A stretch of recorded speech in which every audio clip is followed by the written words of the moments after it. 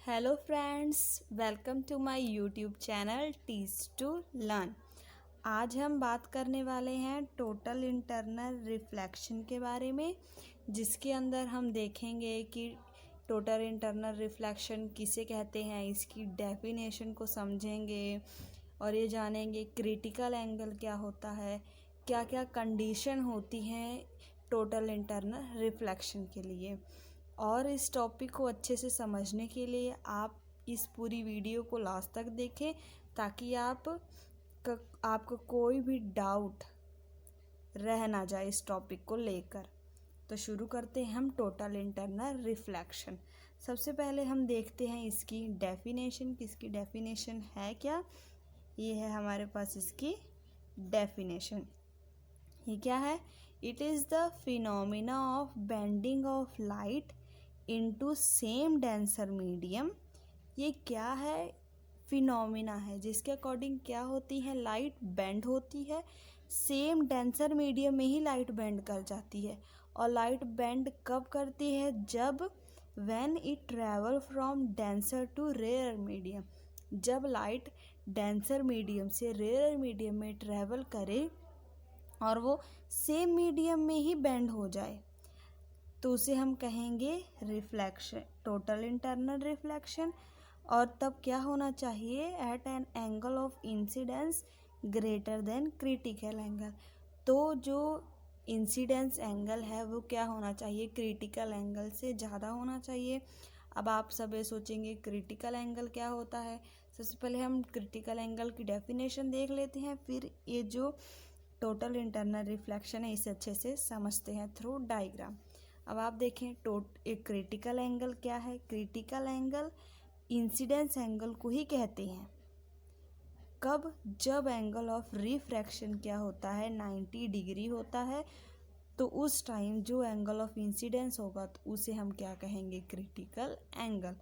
अब हम देखते हैं, मान लेते हैं हम इस डायग्राम के थ्रू समझेंगे टोटल इंटरनल रिफ्लेक्शन के बारे में। ये क्या है? वाटर हो गया, ये है एयर। वाटर का रिफ्रैक्टिव इंडेक्स हमने ले लिया म्यू डब्ल्यू, एयर का refractive index mu A. Water हमें पता है कौन सा मीडियम है, डेंसर मीडियम, और एयर कौन सा मीडियम है, रेयर मीडियम। जैसे कि मैंने आपको डेफिनेशन में बताया है, जो लाइट है वो कहाँ से ट्रैवल करेगी? Denser to rare medium. Means water से लाइट कहाँ ट्रैवल करेगी? एयर में। हम एक पॉइंट ले लेते हैं ओ। सबसे पहले एक रे ऑफ लाइट गई वाटर से एयर में। अब हमें पता है अगर कोई ray of light denser to rare travel करती है तो वो नॉर्मल से अवे बेंड हो जाती है। यह है हमारा नॉर्मल। ये लाइट गई, ये बेंड अवे फ्रॉम नॉर्मल हो गई। हमने ये ले लिया I1 angle of incidence through first light, और ये हो गया R1 रिफ्रैक्टेड रे का एंगल ऑफ रिफ्रैक्शन। फिर उसी तरह सेकंड रे गई, बेंड अवे फ्रॉम नॉर्मल हो गई। यहाँ पे इंसिडेंस एंगल हमने I2 ले लिया और रिफ्रैक्टेड एंगल R2 ले लिया। थर्ड रे जब गई तो हम क्या देखते हैं? बेंड अवे फ्रॉम नॉर्मल हुई, पर इस टाइम जो रिफ्रैक्टेड रे थी वो कितने एंगल पे बेंड हुई? 90 डिग्री एंगल पे। तो इस टाइम जो एंगल ऑफ इंसिडेंस है उसे हम I3 को हम क्या कह सकते हैं? IC भी कह सकते हैं कि क्योंकि इस टाइम रिफ्रैक्टेड एंगल 90 डिग्री है। तो हमने पढ़ा था कि जब रिफ्रैक्टेड एंगल 90 डिग्री हो उस टाइम जो इंसिडेंट एंगल होगा उसे हम क्या नाम देंगे? क्रिटिकल एंगल का। इसीलिए हमने यहाँ पे क्या लिख दिया? I3 को IC मीन्स ये क्रिटिकल एंगल हो गया। अब इसके बाद जब फोर्थ रे जाती है तो हम क्या देखते हैं? फोर्थ रे गई जब, तो जो रिफ्रैक्टेड रे थी वो सेम डेंसर मीडियम में क्या हो गई? जो इंसिडेंट रे थी सेम डेंसर मीडियम में क्या हो गई? रिफ्लेक्ट हो गई। वही हमने पढ़ा था इंटरनल रिफ्लेक्शन की डेफिनेशन में कि जो लाइट होगी वो बेंड करेगी कहाँ? सेम डेंसर मीडियम में ही बेंड कर जाएगी। वही हमने यहाँ देखा कि जो लाइट गई सेम डेंसर मीडियम में रिफ्लेक्ट कर गई। कि कब रिफ्लेक्ट करी? जब रिफ्रैक्टेड एंगल क्रिटिकल एंगल से ज़्यादा हुआ, मतलब कि क्रिटिकल एंगल के बाद ही angle of total internal reflection show किया। ये होगी पूरी डेफिनेशन। अब आप देख सकते हैं जो एंगल है वो कैसे रोटेट कर रहा है। पहले ऐसे था, फिर ऐसे बढ़ा, फिर ऐसे 90 हो गया, फिर ऐसे गया। मीन्स ये किस डायरेक्शन में रोटेट कर रही है एंगल? क्लॉकवाइज डायरेक्शन में। ये जस्ट जनरल नॉलेज है। ये होगी बात हमारे पास कि डेफिनेशन के बारे में और क्रिटिकल एंगल के बारे में। अब हम देखते हैं इसकी कुछ कंडीशंस।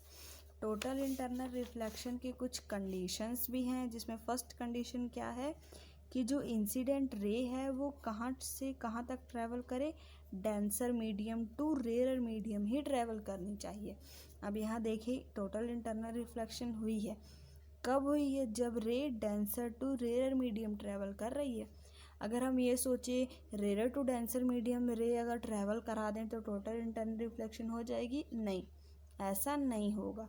रे हमेशा कहाँ से कहाँ तक ट्रैवल करनी चाहिए? डेंसर टू रेयर मीडियम ही ट्रैवल करनी चाहिए। सेकेंड कंडीशन क्या है? जो एंगल ऑफ इंसिडेंस है कहाँ? डेंसर मीडियम में। हमें पता है इंसिडेंस डेंसर मीडियम में ही है।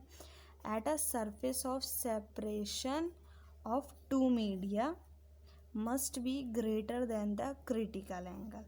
जो अब हमें पता है कि टोटल इंटरनल रिफ्लेक्शन कब हुई? जब I4, जो I4 है वो क्रिटिकल एंगल से ज़्यादा हुआ, तभी टोटल इंटरनल रिफ्लेक्शन अक्कर हुई। ये हो गई हमारे पास इसकी सेकंड कंडीशन। ठीक है, अब देखें क्रिटिकल एंगल पे तो तब आया था जब रिफ्रैक्टेड एंगल 90 था। जब रिफ्रैक्टेड एंगल बढ़ा तो इंसिडेंट एंगल भी बढ़ेगा। इट मीन्स जो इंसिडेंट एंगल है जब क्रिटिकल एंगल से ज़्यादा होगा तभी टोटल इंटरनल रिफ्लेक्शन क्या होगी? शो होगी। अब हम बात करते हैं relation between refractive index and critical angle. Refractive index और क्रिटिकल एंगल के बीच में क्या रिलेशन है उसके बारे में। अब हम इस डायग्राम में देखते हैं। इस डायग्राम में अगर हम स्नेल्स लॉ अप्लाई करेंगे पॉइंट ए पे, ए पॉइंट कहाँ है? यहाँ है। जब एंगल ऑफ रिफ्रैक्शन 90 है और इंसिडेंस एंगल क्या है? क्रिटिकल एंगल है। अगर हम अप्लाई किया तो हमने क्या लिया? म्यू ए साइन R3, ये वाली value is equal to mu W water का रिफ्रैक्टिव इंडेक्स साइन I3। अब इस डायग्राम में हम देख सकते हैं अच्छे से कि R3 क्या है? 90 है और I3 क्या है? क्रिटिकल एंगल है। मीन्स हम उसे C भी लिख सकते हैं। जब हमने ये लिख लिया, साइन 90 क्या हो गया? 1, और ये यहाँ हो गया और म्यू वैसे रह गया। साइन 90 की वैल्यू क्या आ गई? 1 आ गई।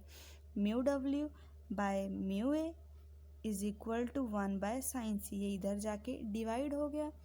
अब ये क्या है? Refractive index of water with respect to air. हम इसे ऐसे भी लिख सकते हैं, A mu W is equal to 1 by sine C. अगर हम इसे उल्टा करें तो हमारे पास ये वैल्यू बन जाएगी, sine C is equal to 1 by A mu W. ये क्या आ गया हमारे पास? रिलेशन आ गया किसके बीच में? Refractive index. ये हो गया हमारे पास रिफ्रैक्टिव इंडेक्स और ये हो गया क्रिटिकल एंगल, इन दोनों के बीच का रिलेशन। उम्मीद है आपको टोटल इंटरनल रिफ्लेक्शन का टॉपिक अच्छे से समझ आ गया होगा। आगे भी इसी तरह की वीडियो देखने के लिए आप मेरे चैनल को सब्सक्राइब करें और अगर वीडियो पसंद आई हो तो इसे लाइक भी करें। Thanks for watching my video.